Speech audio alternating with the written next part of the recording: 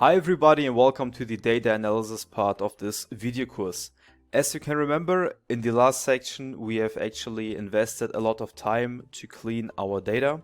And now what we want to achieve is we want to answer 10 different questions based on our cleaned dataset. Here we will use either the Pandas library or the PostgreSQL database or one of the different visualization libraries. So please go ahead and make sure that you have installed the PostgreSQL database properly. In the beginning of this video course, I've provided a video with the instruction how to install it. So make sure you see this PG admin interface here, okay? Alright, so this was actually it. And after we have actually done our imports and output our data in the notebook and also in the PostgreSQL database, we want to start with the 10 questions, okay? And it looks like this. So we have here 10 questions. Again, either we will use Pandas or SQL or one of the visualization libraries. Okay, this is it. This should be a short overview, and in the next step we start directly with the prerequisites for our project, which is actually we have to accomplish the imports and output our data properly. Okay, so afterwards we can start with the questions. All right, thank you very much, and I see you in the next video. Hi everybody, welcome back. Now this is part 2 of the data analysis section. It's time to do our imports and output our data in the notebook and also in the PostgreSQL database. First of all, let's go ahead and start with the imports. So what we need is the Pandas library, and let's store it as PD. Okay, again, this is the common convention for Pandas. Number 1. Then number 2, we need to import the create engine from the SQL Alchemy module. Okay, so let's do this. From SQL Alchemy, we need to import the create engine. And again, in one of the first videos of this video course, I've shown you how to install the PostgreSQL database and also the SQL Alchemy module. Okay. Next, what we also need to do is we need to import the Matplotlib library. Let's go ahead and do this. This will be important for our visualization.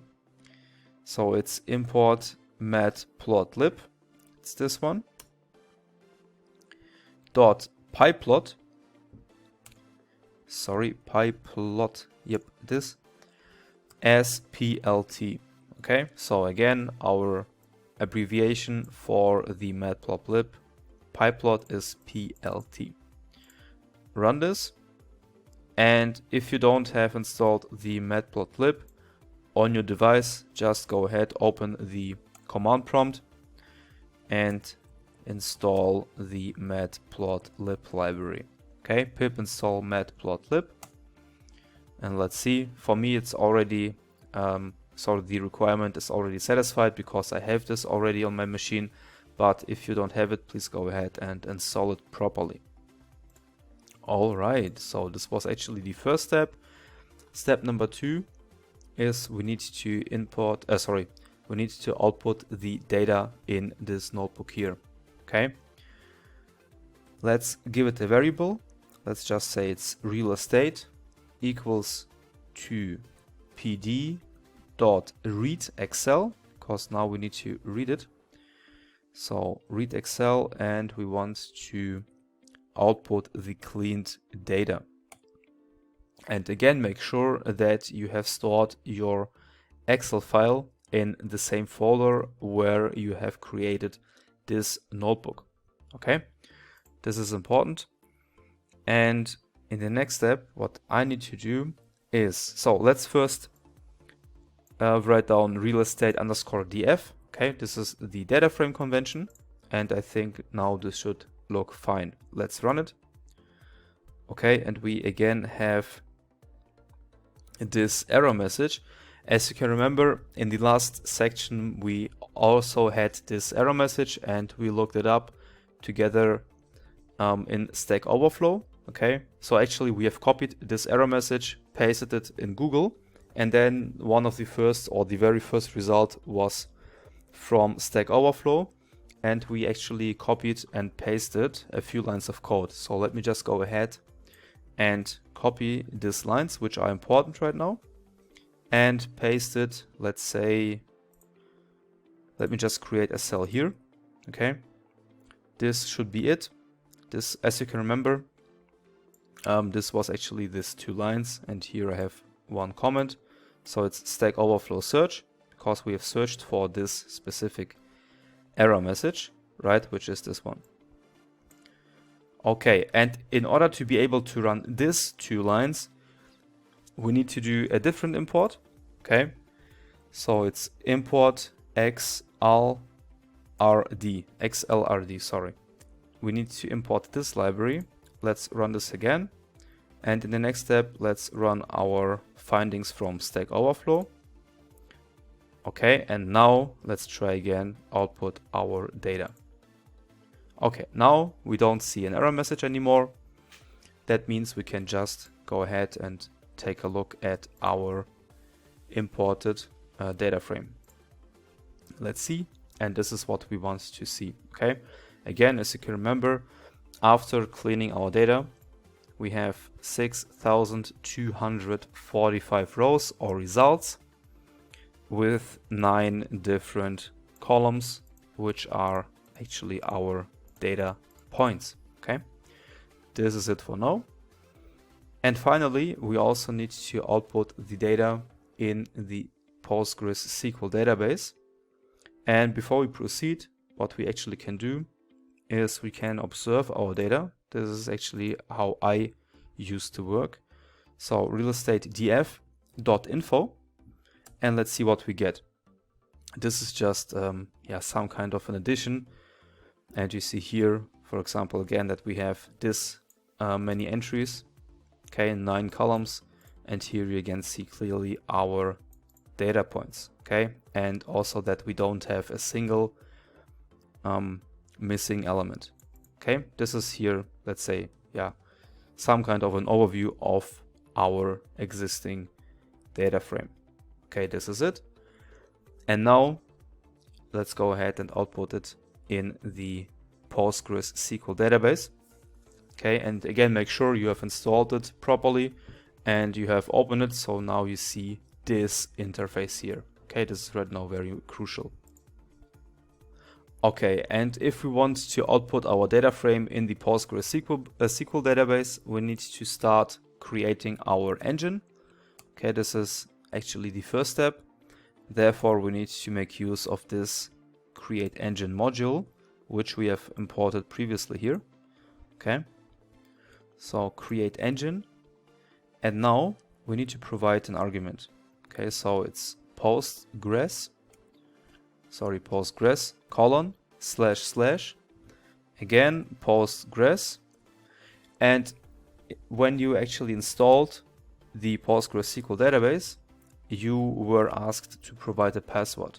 Okay, and for simplicity reasons, I've chosen for this project 1, 2, 3, 4, 5, but for you it will be something different. It depends on what you've provided when you installed the database. Okay, then we have add localhost, and my port number is 5432. Again, during the installation you received information, okay, what your port number is, and for me it's this one. Okay, so here actually we have 2 important information: password and the port number.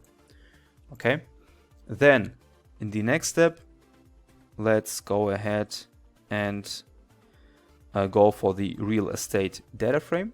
Okay, to_SQL, and now we need to provide a name. Let's just give it a name. Let's say it's real estate. Okay, real_estate is our table name. And then we also need to provide our engine here. This is actually it.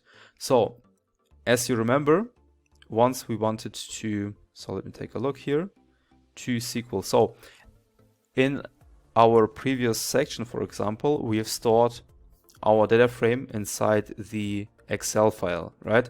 And here we actually had to use the to Excel function, which comes along with pandas, okay? And this is actually the same, with the only difference that now we store the results not inside the Excel file, but now we work with SQL, okay, or with the SQL database. This is the only difference here, okay? That's it. So let's run the cell. Let's see what happens.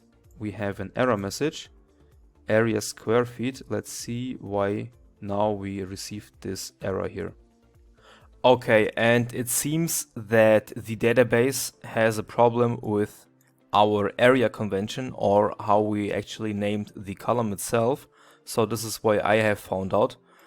To be honest, I don't know exactly why this happens, but I know how to fix it. Okay, it's actually quite simple. Now we just need to rename our area column. Okay, so at the moment it looks like this. Okay, we have area, and in the brackets we have square feet. Let's now go ahead and just do this renaming stuff.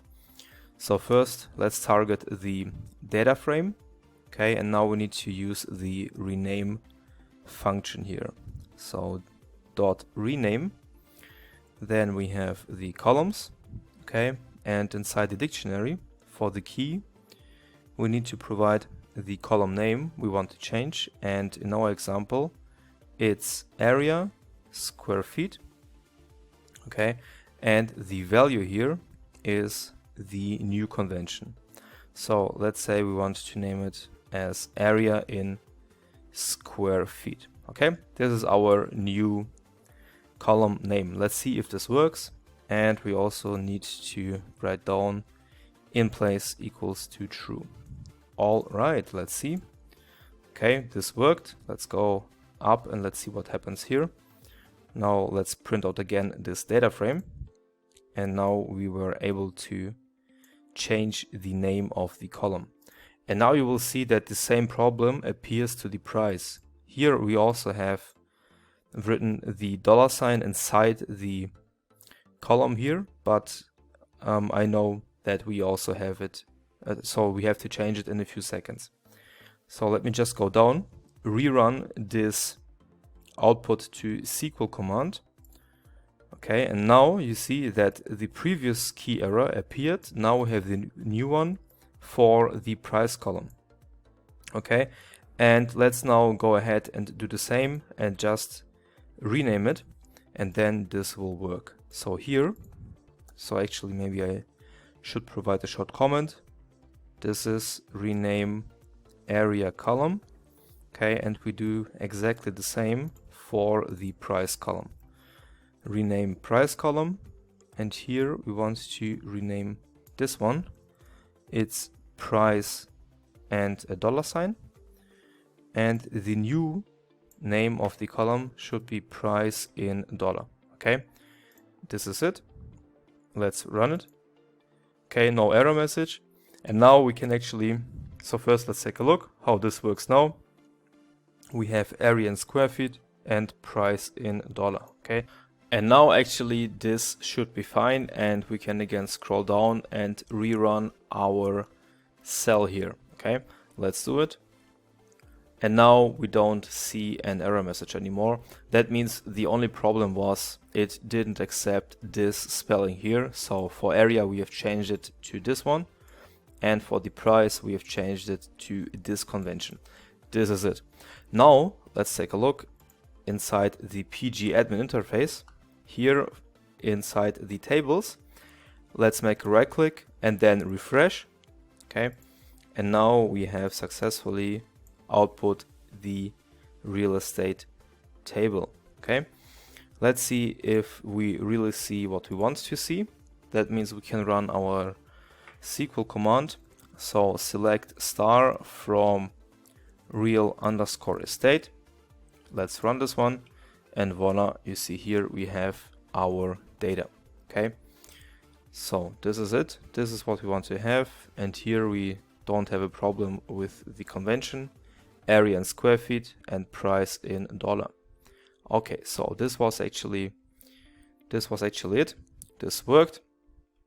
And okay, so I guess I can pause the video now because we are done with our imports, with the output in the notebook and also output in the database itself. In the next video, we start answering question number 1. It will be the question, how many results or rows do we have for each location? Okay, therefore we will use Pandas, SQL or SQL, and also Matplotlib. Okay, so thank you very much, stay tuned, and I see you in the next video. Hi everybody, and welcome to part 3 of the data analysis section. Now we want to answer question number 1. So how many results or rows do we have for each location? Let's start answering this question using the Pandas library. Okay, so here let's target the data frame and then the location column. Okay, and I mean, this example we have already used a few times in our data cleaning part, but now let's go ahead and use the value counts function. Okay, value counts. Let's run it, and now let's see what we get. Okay, so this is actually our result. We have 731 entries for Las Vegas, 640 for Colorado, and 481 entries for Albuquerque, and so on. Okay, this was actually the answer to this question using the Pandas library. And now let's proceed and try to answer the same question using the PostgreSQL database. Okay, here I'm inside the pgadmin interface, and we need to click on this query tool. Okay, now let's start with the SQL statement. So we start with select, then we have location, comma, count. Here I need to provide a star inside the column. Okay, then from real underscore estate, and don't forget this is actually the name, okay, of our table. And don't get confused, here inside the notebook we have worked with real underscore estate underscore df. Okay, this was our, or is our data frame, but here we have named the table as real estate. Okay, so without underscore df. Keeping this in mind, and yeah, just don't get confused. Okay, so select location count from real estate, and we want to use the group by statement, group by location. Okay, so let's see what we get, and this is actually our result. So here we have the exact same result, what we see here. And this is actually another approach. Okay, so the first one, in the first example we used pandas to answer the question. In the second example we have used the database. Okay, this is it.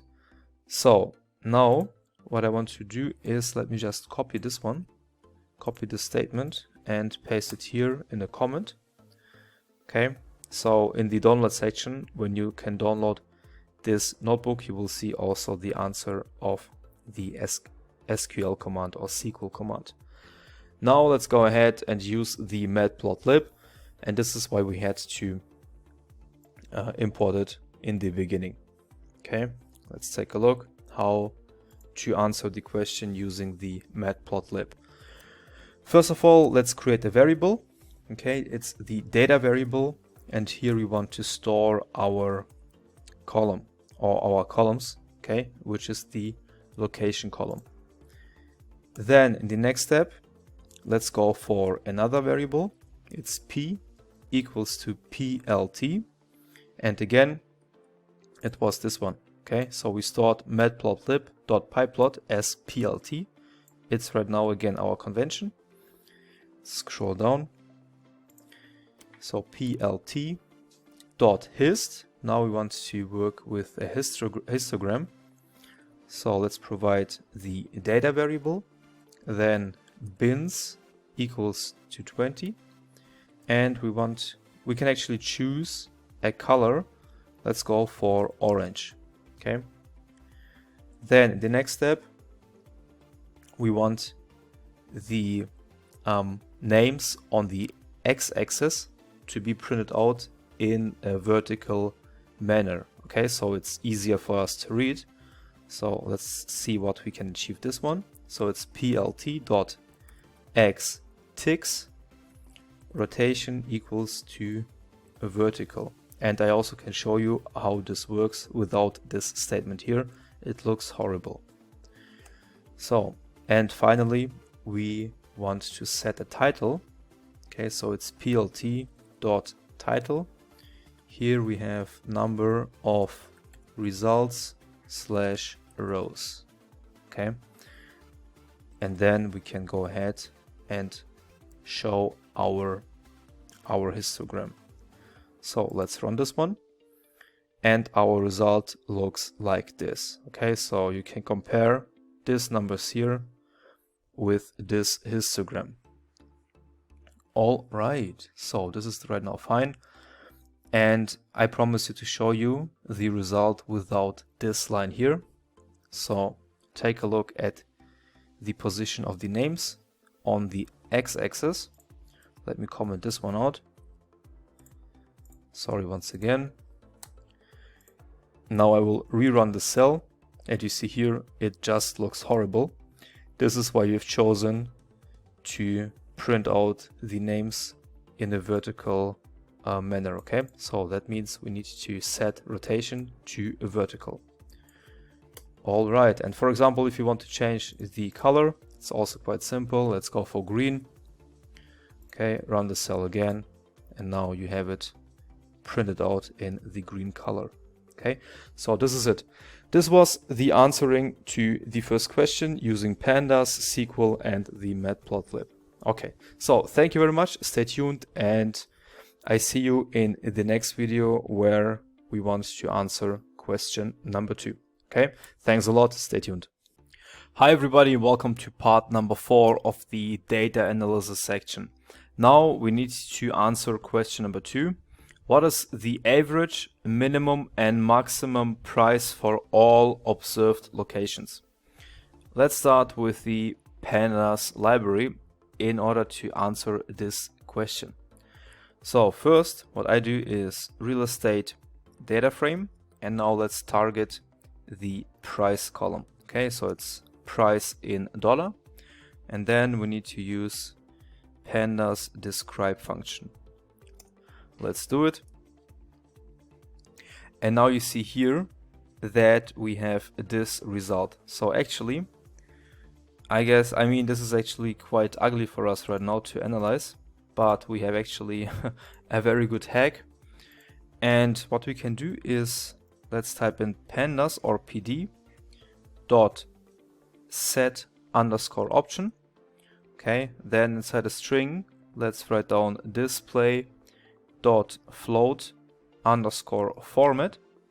Okay, comma lambda x colon, and inside the quotes again let's use the %, dot to f, and then outside the string let's write down again the % and x. Okay, so this looks a little bit crazy, but afterwards we'll have actually this should format the output of what we see here. Okay, so let's run this one and let's rerun this here. Okay, and now you see this looks much better for us. And yeah, this is what I found actually on Stack Overflow when I wanted to change this format here. Okay, and now let's observe what we actually have. So we see here the minimum price is 1,895 and the maximum is 169 millions, which is quite crazy. And the mean or the average is 1.4 millions. Okay, and if you want to be very specific, it's 1,435,637,53. Now what we can do is the following. Let's see actually how the result with the lowest price looks like. So let's target real estate df. Then in the next step, the price column, price in dollar. Okay, and this should equal 1895, which is this one here. And we actually want to see the row. That means we can go ahead and use Pandas log function or LOC for locating the certain row. That means again real estate df dot LOC. And now what we have written previously, we can store inside this square brackets here. Okay, it should look like this. Let's run it. And you see here, this is our row with this price point. So as an addition, what you can do is you can just go ahead, copy this one, then go to julia.com, and this is actually what I've already done. So let's start from the home page, paste it here, and then let's search for it. And you can see here right now the entry or the result of the lowest price point of the whole data frame. Okay, and the same you actually can do. So let me just provide one comment. So it's check minimum result, and the same you can do with the maximum. Copy this one, paste it here. Now we have the maximum result, and the price point is this one. Copy this and replace the old value with the new one. Run it, and you see here the penthouse, which is actually the most expensive one in our data frame, is in New York. Let's go ahead, copy the address back to julia.com to the home page, and now let's paste it here. Let's see what we get right now. And this is actually what you see for the most expensive result in the data frame. Okay, this is it. That's it. This is how we could actually answer this question here using the Pandas library. And now let's go ahead and take a look at the SQL approach. Okay, so let's proceed and open up the Postgres. So here I'm inside the PG admin interface, and I want to click on the query tool again. Okay, and now let's start again to write our SQL statement.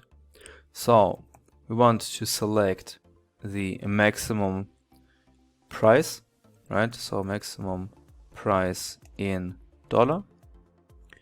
From which table? From the real estate table. It's our only table right now. Okay, and now let's run this cell here. And you see here we have again 169 millions, which is the result of this here. So it's this one. Okay, and this is the simple statement when we use the PostgreSQL. Okay, and I want to copy this line here and just provide a short comment here. So once you want to download this notebook, you will also have the SQL command. And as an addition, to specify it a little bit, we can actually modify this statement. So let's say I want also to see the location itself or the name of the location. So select location, comma, maximum price in dollar from real estate, and we want also to use the group by statement to group everything by the location. Okay, so let's run this one.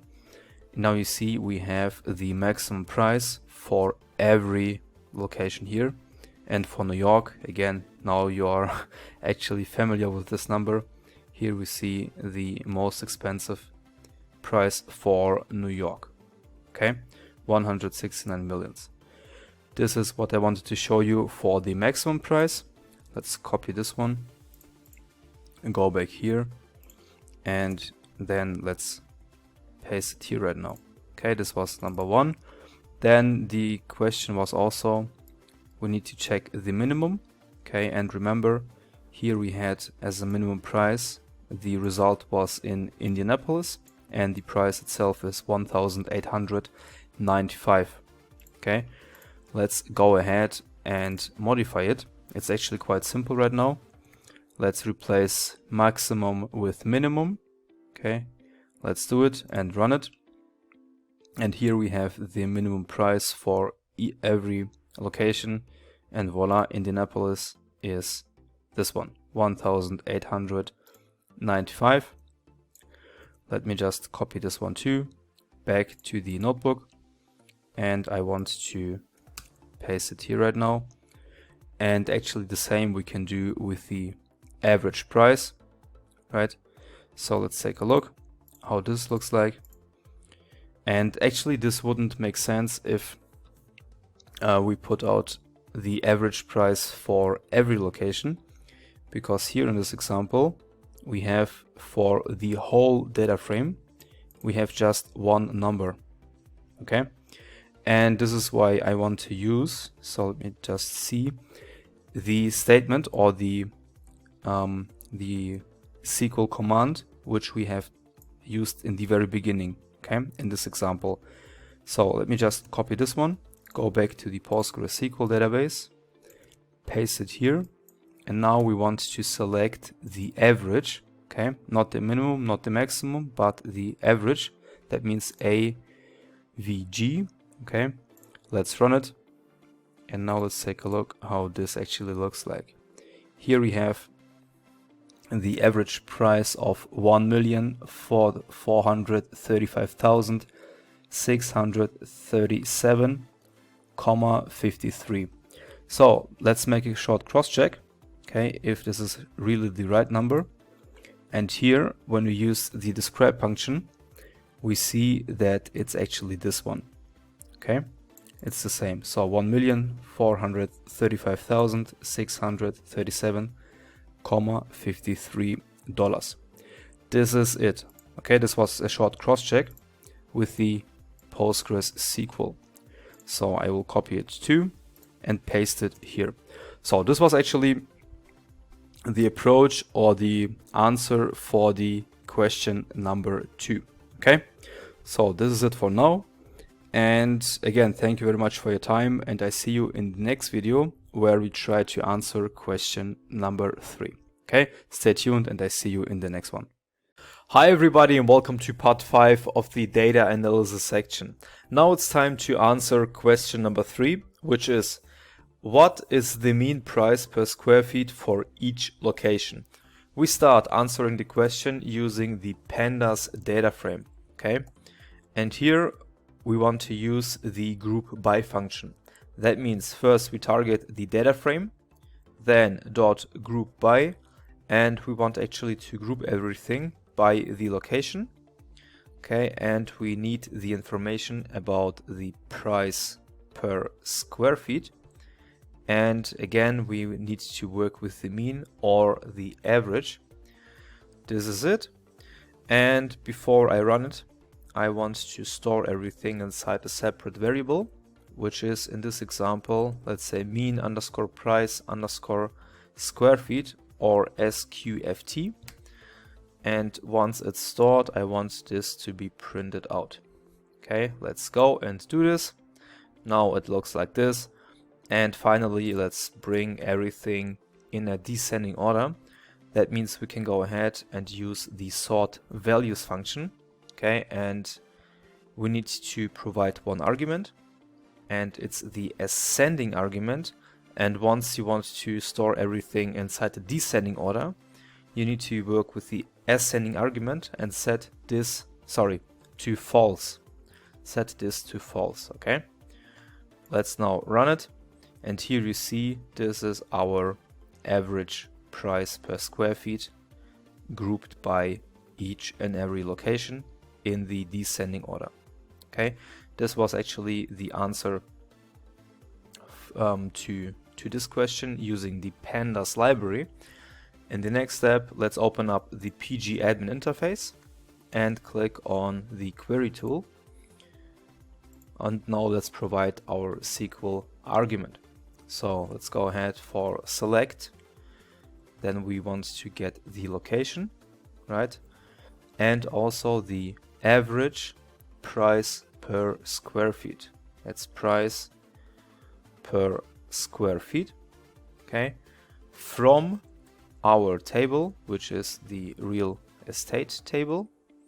Okay, and this we also have to group by the location. Group by location. All right, let's run it. And now it actually looks like this. And you see here we have the exact same results what we already get in the Pandas library here. Okay, this is it right now. Okay, so next one. So first let me go ahead and copy this one back to the notebook and paste it here inside a comment. So if you want to try it on your own device, go ahead and download this notebook and then copy paste this SQL command. Okay, so now let's take a look how the graph is actually looking like. And since we have already provided everything inside this variable, you can just go ahead, copy that. Okay, paste it here. And now we can make use of the plot function. So it's plot. Now we can use a CMap. CMap is the color map. Okay, and actually you have different color types. So let me just show you. Will make more sense. So it's CMap from Matplotlib. Okay, here let's just go ahead and take a look what CMap values we can actually use. So, and it's actually this one here. So give me just 1 second. Here we have the color maps and choose whatever color you want to have. So let me just go ahead and use, for example, let's say this one, this seismic or seismic. I don't know how to pronounce it, but it's actually right now it's not so important. So I will use the seismic color map. That means it's this one. Let's see if it works right now. And I want also to provide the style, and we want to have a dotted graph. Okay, it will make sense for you in a few moments. So let me provide this argument here. And what I also need to do is I want to take, or actually I want to make sure that the label, the X labels, are in the vertical order. Okay, because otherwise it will be very ugly for our eyes. And this is actually what we need to provide if we want to output the string elements. Here in this example, it's the location names like this. Okay, otherwise they will be printed out horizontally and you won't be able to read anything. That means let me just copy this line here, go back down and provide it directly underneath. And now this should be fine. So let me just print this out. Okay, and this is how our graph is actually looking like. Okay, this is it. And let's say, for example, you want to change the CMap, the color map. Let's just go ahead and choose something else. Let me go for BRBG, this one. Okay, capital B, R, capital B, capital G. Let me just do this. BRBG, let me run it, and you see here that now we have a different color. Okay, so this link I can also copy and paste it here, and this is actually the color map overview, and this is the abbreviation. Okay, CMap. Now I paste this link here, and if you want to play around a little bit, go ahead and do it. So this was actually the answer to question number 3, and in the next video we are going to take a look at question number 4. Okay, thanks a lot, and I see you in the next video. Hi everybody, and welcome to part number 6 of the data analysis section, and now it's time to answer question number 4. What is the highest price per square feet in San Francisco? Again, we start with the Pandas library, and what we need to do is, again, we need to target the data frame, okay, real estate DF, and then inside the square brackets we need to write this again, and in this time we need also to locate the the appropriate column, which is the location, right? And here we want to target San Francisco. All right. And in the next step, let's see what happens right now. Now we get this result here. And in the next step, let's go ahead and choose the price per square feet column. Okay, now it looks like this. And now we need to work with the max argument because we want to have the highest price, right? Let's do it. And now you see here, this is actually what we have. So $3,903.51. This is actually the highest price per square feet in San Francisco. And now in the next step, let's take a look at the row. Okay, so show the row. Let's see how we can do this. Again, we can use the log function or LOC. So target the dataframe dot LOC. And now we need actually again to target the data frame, okay, and finally the appropriate column, which is price per square feet. And here we can just copy and paste the number. Okay, this is the convention when we want to locate the price per square feet with a certain value. Okay, actually you can do this for all other remaining columns. Okay, but now in this example we want to locate a certain row or a certain result where price per square feet is this one. Okay, let's run it. And you see here we have an error message. So let me just take a look what went wrong here. Here we have key error is false. Okay, so let me just make a short double check what I have messed up. Okay, so now I have realized what I messed up. Here actually, when I open this square bracket and I want to target the column, actually this is the place where I have to close the bracket, okay, and not here. So now this should look like this. Let's rerun it, and now it works. Okay, we see here we have the maximum price per square feet for San Francisco, and it's actually located inside this index. This is right now it. And again, if you're interested to see what the house is actually looking like with this maximum price per square feet, go ahead, copy, go to julia.com and paste it inside this search area here. Let's do it. And you see here it's this crazy building here. Okay, so this looks very fine. And yep, this was actually a short cross check how you can double check your own result. Okay, so this is it. And now let's see if we can also answer this question using the PostgreSQL database. So again, I open the pgadmin interface, click on query tool. Okay, now let's start writing our statement. So as always, we start with select. We want to select the location, right? And also the maximum price per square feet. Then from the real estate table, from real estate. And what we also want to do is we need to specify the location, and our desired location is San Francisco. And finally, we also want to group everything by the location itself. So this is actually the requirement. Let me just run it right now.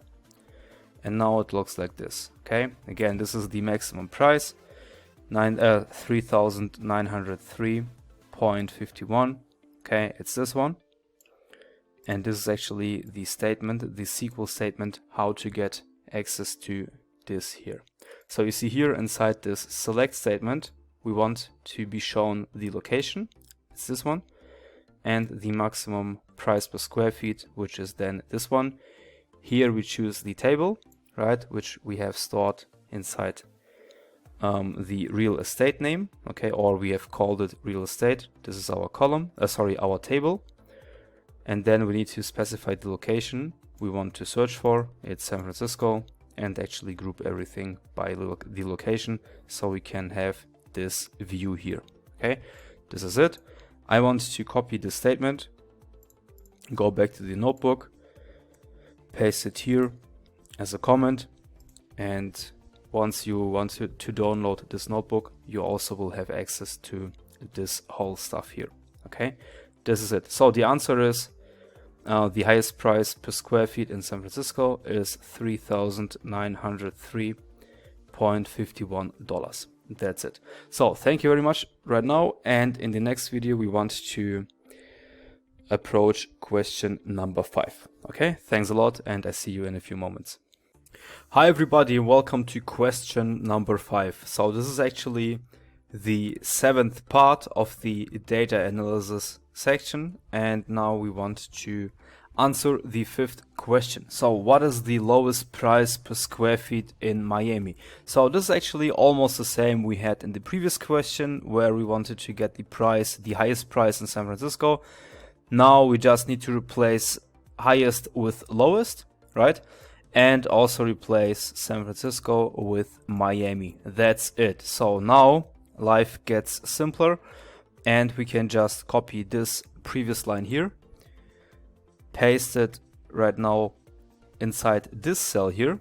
And what we also need to do is the following. So San Francisco will be replaced with Miami, and max will be replaced with min.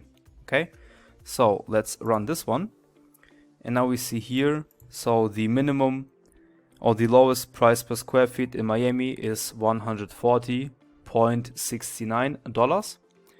And now let's take a look in what row this result is actually stored. That means, again, we can copy this previous line, paste it here, and now we can just copy this price and replace it with the previous one. This is it. Let's run it, and we see here it's in Miami. The price for the house itself is $65,000, and the price per square feet is this one. Okay, this looks fine. Okay, this was actually the answer with Pandas libraries. With the Pandas library. And now let's do the same with the SQL database. And again, we can reuse our statement from the previous question or from the previous video. And this is actually why I didn't remove the statement from the last question. Okay, now let's go ahead and modify, for example, this this max statement with the min statement. Okay, because we want to have the minimum price in Miami. Okay, let's take a look if this works. So run it, and now you see here that actually we saved a lot of time, because the question was almost the same like the previous one, and this is actually the result to our question. So this is it. Let me also copy this line, paste it here, comment this out. Okay, and then you will have access to all this here. Okay, so this was actually a very short question or a short video, and in the next video we need to answer the next question, which is question number 6. Okay, so thank you very much, stay tuned, and I see you in a few moments in the next video. Hi everybody, and welcome to part number 8 of the data analysis section. Now it's time to answer question number 6. It is, what is the mean house price and the mean price per square feet for each location? And now let me just put in a few more cells so we can just concentrate on this question here and ignore the next question for now. Okay, again, what's the mean house price and the mean price per square feet for each location? And we start again with Pandas, and here we can use the group by function. So again, let's target our data frame. Then let's go for the group by function, and we want actually to have the location. Okay, so location, then we need the price in $. Okay, so price in $, and the price per square feet. Price per square feet. Okay, and here actually again we want to group everything by the location. This is the information we want to be displayed. Okay, and we need the mean of both. Okay, so the mean or the average of price in dollars and also price per square feet. And finally, we want to sort everything. So let's we use the sort underscore values function. We want to sort everything by the price in dollars. Okay, so price in $, in the descending order. Okay, that means what we need to do now is, sorry, I need to move the 1 second. Okay, actually this is the closing bracket. Okay, so by price in $, and we want to have it in a descending order. That means we need to provide the ascending statement. Sorry, I will just do it in the next line. Ascending equals to false. Okay, this is what we want to have. Let me just run the cell. Okay, and our result looks actually like this. Again, we have grouped everything by the location. Okay, it's this one. Then we need to have the price and the price per square feet, right? And here we want to sort everything by the price itself in the descending order. This is what we have here. Okay, starting with the highest price and ending with the lowest price. This is what we have in this table. And now let's go ahead and print out separately the price and the price per square feet and two separate graphs. Okay, let's do it. So the first one is the price itself. Okay, so we target real estate data frame. Again, we need to work with the group by function. We want, as previously, group it by the location column. Okay, and the information we want to extract is actually the price in $, right? Here we want to have the average or the mean price, and again we want to sort everything in a descending order. That means sort values. Sort values, and here we have to provide the argument ascending equals to false. Okay, this is part 1, and then in the next part what you can do is you can provide a title for the graph. Okay, something like a heading. I will show it to you in a few seconds. So that means let's use the plot function. Then we have the title, and now I can proceed in the next line.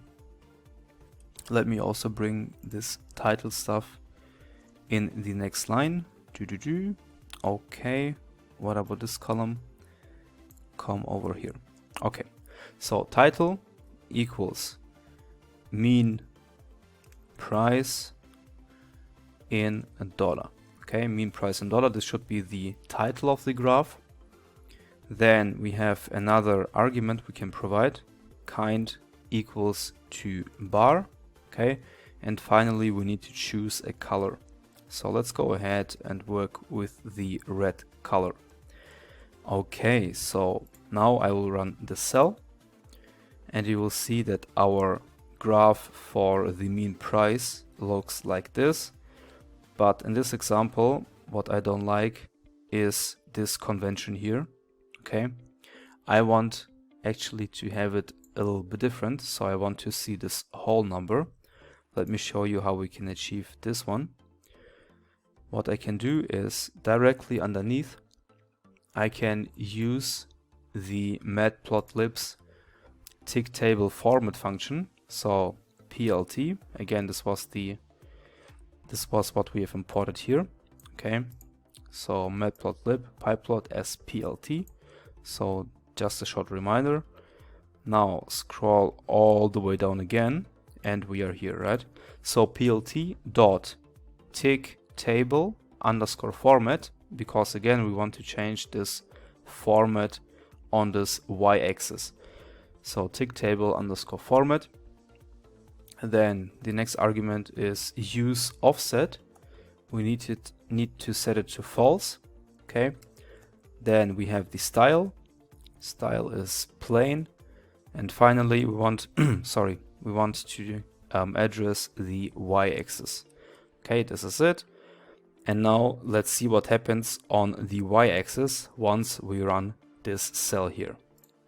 And you see now we have the whole number, and this looks actually much better. Okay, so again, here the key sentence or the key answer is that New York has the highest mean price, okay, and Indianapolis has the lowest one. Okay, so this is actually it. And if you want to, you can compare this graph with what we see here. Actually, it's the same, just output it in a visual way. Okay, now let's go ahead and do the same for the price per square feet or for the mean price per square feet. Okay, let's go ahead and do this. So again, we target the data frame. Then also we want to make use of the group by function. Okay, and group everything by the location. Here again we want to, oh sorry, not again, but now we need to target another column, which is the price per square feet. Okay, and we want to have the mean price per square feet for each and every result. And also we have to sort the values in the descending order. That means ascending equals to false. Okay, and again, let's provide a title.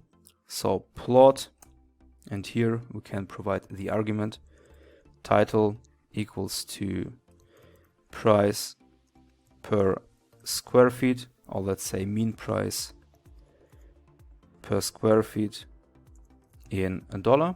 Okay, and what we also need to do right now is let's set the kind argument again to bar, and let's use another color. Okay, let's go ahead and say we want to print out the graph in the green color.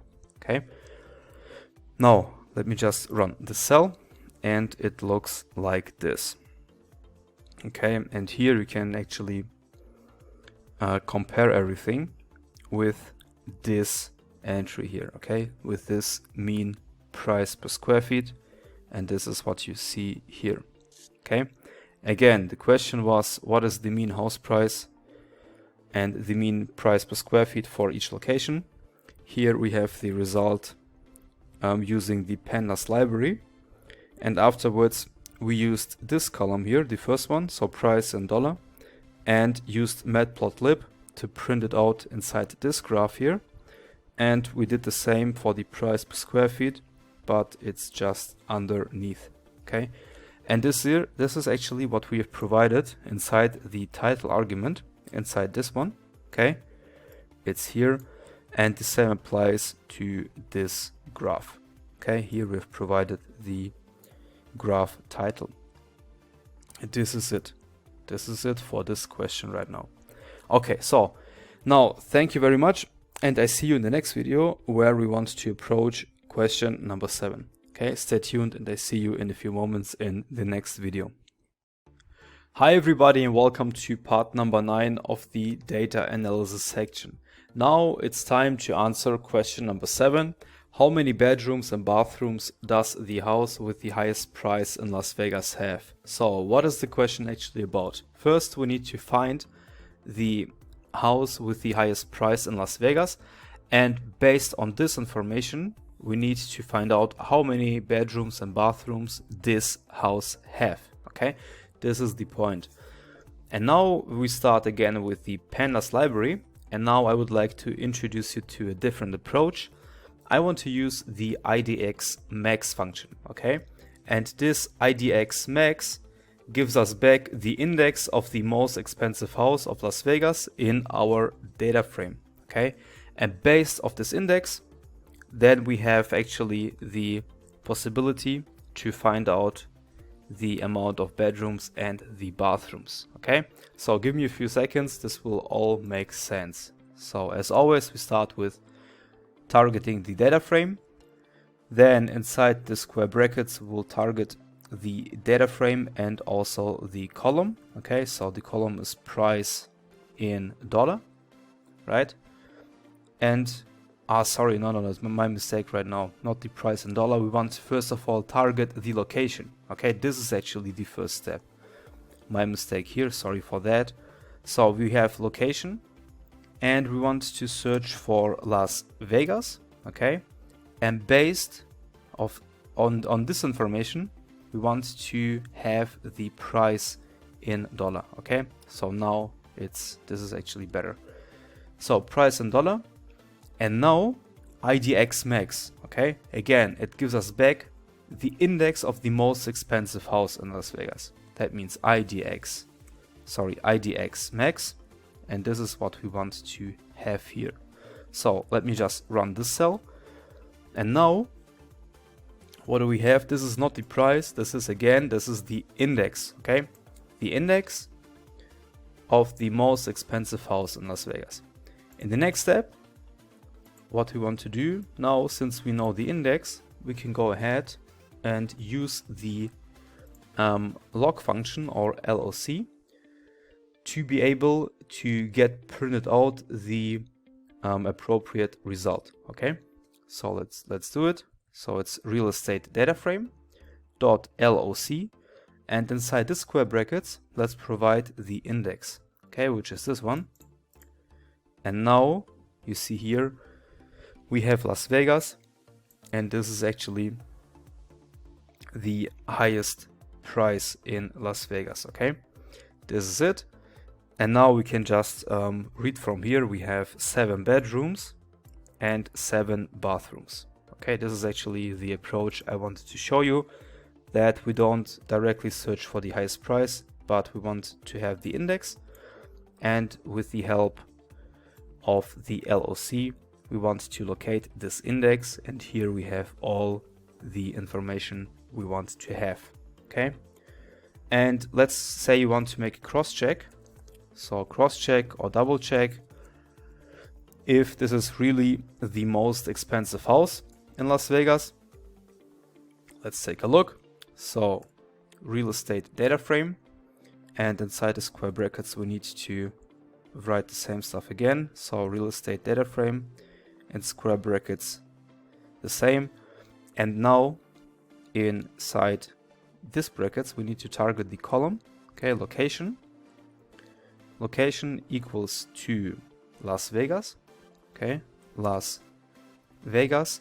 And based on that, let's again target the price in dollar. And now in this example, we don't want to have the index, but actually directly the maximum price, okay? Let's do it. And then let's run this cell. And you see here that the house, which is actually the most expensive in Las Vegas, this is the price for that, okay?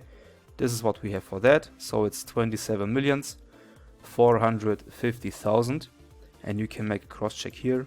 This is actually it here, okay? So now we are 100% sure that this is actually the most expensive house in Las Vegas, and this specific house has 7 bedrooms and 7 bathrooms, okay? This was actually the answer to this question.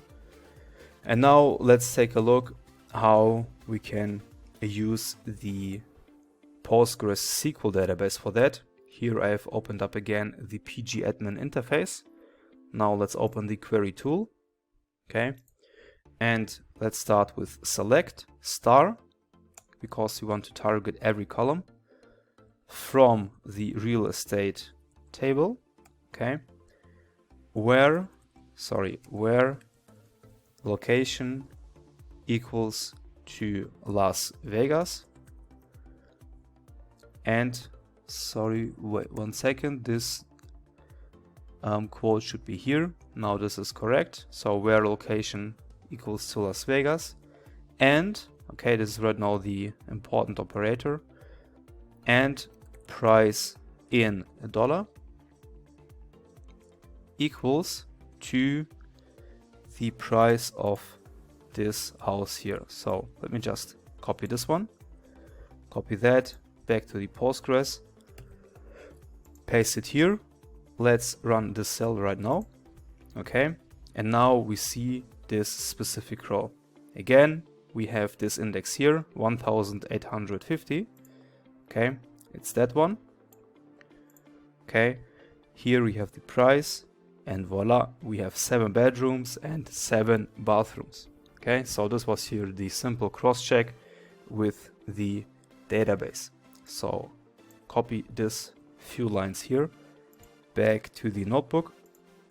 Let's paste it here and comment this out. Okay, so this was actually it for this question, and in the next video let's go ahead and target question number 8. Okay, so thank you very much, stay tuned, and I see you in the next video. Hi everybody, and welcome to part 10 of the data analysis section. Now we want to answer question number 8. Does the cheapest house in San Diego include a parking opportunity? So believe it or not, but this question is actually similar to the last one, okay, where we have actually targeted the highest price or the highest housing price in Las Vegas, and based on that we needed to answer the question how many bedrooms and bathrooms we have. Okay, now it's the same, we need to target the cheapest house in San Diego, and based on that we need to answer the question if we have a parking opportunity or not. So let me just go up and copy this line here, and then we need to do a few modifications. So this is actually number 7. Right now we will answer question number 8, and this was actually the Pandas approach for question number 7. So copy that one, go back down, paste it here, and now let's observe it. So real estate data frame is our data frame, right? Location, here we need to change Las Vegas, and we need to replace it with San Diego. Okay, then again we want to have the price, but now the next modification is this one. Now we don't want to go anymore for IDX max, but for the IDX min. Okay, because now we want to see actually the index with the cheapest house of San Diego in the data frame. Okay, or at least we want to have, yep, the index. Okay, we want to know where, in which row is this cheapest house in San Diego stored. This is why we need to use the IDX min function here. And now I can go ahead and run it. Okay, and this is right now the index we need to target. Okay, so this was actually step number 1. And step number 2 is we need to again make use of the LOC function. So .log, and here we can just copy and paste this index here. Okay, and now voila, we have San Diego. This is actually the price, and here it's the cheapest price for San Diego. And we have here the information about the parking opportunity, and the cheapest house in San Diego does have a parking opportunity. Okay, this is the answer for that. And again, as you can remember, we can make a cross check, a double check, exactly what we have done in the last question. So let me just copy this line here and paste it directly underneath. Paste it here, and now let me just replace Las Vegas with San Diego. Price in dollar is correct, and now we need to use the min function. So this line here gives us back the price, or the cheapest price for the San Diego housing, or for the cheapest house in San Diego. Okay, let's go ahead, and this is it. Okay. Okay, so this is actually the cross check that this is definitely the lowest price in San Diego. And again, here we have a parking opportunity. Okay, that's it. Next, let's make a cross check with the SQL. Okay, and in this example, we also can reuse our statement from the last example or from the last question, because here again we want to have every column from the real estate table. And now we need to replace Las Vegas with San Diego. Okay, and the price, let's take a look. The price was 67,500. Copy that back to the PG admin. And here I want to paste this price for San Diego. Okay, let's run it. And voila, here we have again all the results. Let's make a cross check for the index. It's 4,723. Okay, it's this one. This is correct. And again, we have a parking opportunity. Okay, this is actually it. So this was actually the answer or the result for question number 8. Let me copy the statement and paste it here. Okay, so comment this out, and now this should be fine. This was actually again a quite short video, because we could reuse a few lines from the last question. That's it. Thanks a lot. And in the next video, we want to answer question number 9. Okay. Thank you very much. Stay tuned, and I see you in the next video. Hi everybody, and welcome to part number 11 of the data analysis section. Now we want to answer question number 9. Is there a correlation between the mean house price and the mean price per square feet? I mean, this question may seem a little bit obvious, but the goal here is to show you how we can display actually two different graphs in one single graph. Okay, and this is the whole idea behind this question. Alright, so let's start. And first of all, let's focus on the mean house price and the mean price per square feet. And as you can remember, we have already worked with this information in the question number 6. So for example, here we used the group by function for the price and for the price per square feet. Okay, so that means we can again make life a little bit simpler and go ahead and copy this line here. Okay, until this part, copy this, go back down, and let's store it inside a separate variable. Let's just go ahead and say, let's say it's P1. Okay, P1 for part number 1.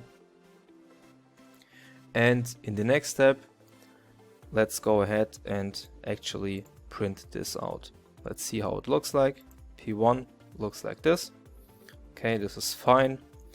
And now we need to do the same for the mean price per square feet. That means let's scroll up until we reach, so where is it right now? It's, one second, it's this one, right? Here we had the price per square feet, the mean price, copy that, go back down and store it again in a separate variable. Let's go for P2 equals to this one, and we want to print this out. Okay, now it looks like this.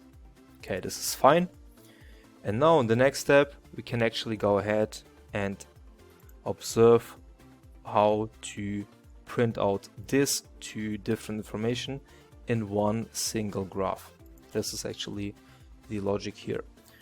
And now let's go ahead and see how we can actually print out this two information in one single graph. So let's go ahead and provide two different arguments. Oh, sorry, two different variables. So fig for figure and x1 equals to plt.subplots. Okay, so this is the first step. In the next one, what we need to do now, we want to have two different y axes. Okay, so in a normal graph, let's say in quotes, a normal graph has an x-axis and also a y-axis. Okay, so the same what you have seen here. Okay, here we have the x-axis on the horizontal, and on the vertical we have the y-axis. Now we want also to have a second axis or a second y-axis, which is this one, okay, on the right side. That means we can make use of the twins function. Here we have the second axis, which is x2 equals to x1 dot twins. Okay, this is very important right now. And then in the next step we can start the output. So x1 dot plot, okay, sorry, x1 dot plot, and here inside this brackets we can provide our first variable, which is this one. Okay, so it's p1, and let's print it out in red. Okay, red. And the same we have to do for the second axis, for the second y-axis, x2 dot plot. Okay, here we want to have p2, and the color should be actually green. Okay, this is the whole logic behind it. Now we need also to provide names. So the x-axis, there we want to have the location. Okay, on the usual y-axis, so the left side, this should be the mean price in dollar. Okay, and the right y-axis, the second y-axis, should actually have the information about the price per square feet. Okay, and now let's go ahead and label the axes. Okay, so the first one, x1 dot set underscore x label, and this should be location. So here we have our location on the y-axis. Then we have the x1 dot set y label, set underscore y label. Here we want to provide the mean price in dollar.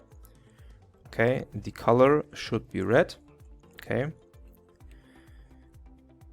and afterwards we have x2 dot set y label.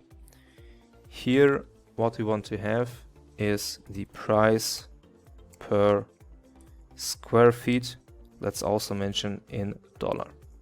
Okay, and the color of this label should be green. Okay, so this is right now the label description. Okay, and afterwards what we also want to do is we want, so let me show you. Here, for example, we had all the location in a vertical order. Okay, because this is actually very good for us to read. And now I would like to show you a different concept. Here we can actually print out the location names in 45 degrees. Okay, I think it looks even a little bit fancier, and let me show you how we can achieve this step here. Okay, so let's go ahead and use the fig variable fig dot auto fmt underscore x date.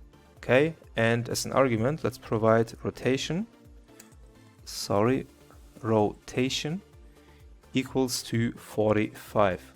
Okay, and what we also want to have is a grid. Let's take a look how this actually will look like in the very end. So plt.grid, and this should be true. Okay, so now finally let's go ahead and make use of the fig.show function to be able to print out all this stuff here. Let's run it, and now I have what do I have here? Something went wrong, x is not defined. Okay, this makes sense because we have x1, okay, and not x. Okay, so now this looks better. Okay, this is actually our graph. We have two different information inside one single graph, and this is what I wanted to show you, how we can actually make use of the 45 degrees when it comes to printing out the location names. Okay, and actually if you want to make this a little bit bigger, because this is right now quite small, you can make use of the set fig height and fig weight function. Let me just go ahead and do this. So it's fig dot set underscore fig height, okay, and here let's provide an 8, and sorry, here fig height, and the same for the fig width, so fig dot set fig weight, okay, sorry, not weight, width, not weight, my mistake here, it's fig width, not weight. So we have height and width, okay, with this number 8. Okay, let's just run this one, and now you see this graph gets bigger right now, and you can actually read everything here. Okay, on the left side we have mean price in dollar, and on the right side we have price per square feet in dollars. Here we have again location in 45 degrees, okay, and you see here we have definitely a correlation between the mean price and the price per square feet. Okay, and this here on the left side we have a scientific notation. That means after each and every index here you need to add 6 zeros. Okay, so we start from 1 million and until 5 millions. Okay, this is it. Okay, so this was actually everything I wanted to show you. The main purpose here was to show how to get two different information in one single graph. And regarding the grid, so where is it right now? The grid, it's here, okay, plt.grid with true. Here we have these lines here, okay, so if you take a look at the last graphs, we didn't have the grid opportunity here, okay, but now in this example I think this should this actually looks quite good. Okay, this is why I added this grid function here. Okay, so this is actually it for right now. This was question number 9, and now I will pause, or actually finish this video here, and in the next video we want to answer the last question, which is actually number 10. Okay, so if you have any kind of questions, please let me know, as always, in the comment section or in the Q&A section. And again, thank you very much for your time, for your patience, and I see you in the next video. And one last thing before I stop the video. Actually, this is the mean price per square feet, okay? I've just noticed that I didn't provide the information here. So it's the mean price per square feet in dollar. Let's run this again. And now this should actually look fine. Okay, again, thank you very much. And I see you in the next video where we want to answer the last question, number 10. See you soon. Hi everybody, welcome to part 12 of the data analysis section. Now we want to answer question number 10, which is also the last question of this whole video course. So, is the price per square feet affected by the availability of a parking spot? Okay, so actually we want right now group everything by the location, then by the parking column. Okay, we have a yes or a no as a result, as you can remember, and finally we want to print out the mean price per square feet based on the location and on the availability of the parking spot. So now I want to introduce you to the pivot table of Pandas. So let me just go ahead and start with pd.pivot table. Okay, now we need to target our data frame, and we have actually two different indices. Okay, we start with the location, and we also have the parking column. So it's parking, okay, and the values, or the value in this example, is the price per square feet column. Okay, let me just run this line here, and you see here we have our pivot table. On the left side we have the locations, then we have everything, sorry, not everything, we have the results for the parking column, either yes or a no. Okay, and based on that we have the price per square feet. This is actually what I wanted to show you. And now let's take a look. For example, in Albuquerque, if we have a parking spot, the price per square feet is higher than if we don't have a parking spot. Okay, same applies for Colorado, same applies for Indianapolis, but it does not apply, for example, for New York. Okay, if we have a parking spot, it does not mean directly that the price per square feet is higher than, for example, if we wouldn't have a parking spot, because here in this example the price per square feet is actually higher if we don't have a parking spot. This is actually what I wanted to show you. That means this question can be answered with a no, because there is no correlation and there is no evidence that the availability of a parking spot directly affect the price per square feet. Okay, this is it. So this was actually quite short, but this is what I wanted to show you. How to work with pivot tables. Okay, so this should be actually it for this question. And I'm actually done with this whole video course. This was the last section and also the last question. And again, thank you very, very much for your time, for your trust, for your patience. And if you have any kind of questions, please let me know in the Q&A section. And I wish you all the best. Stay safe. It was a pleasure to work with you guys, and I hope to see you in one of the other tutorials. Thanks a lot. Stay safe. Bye bye.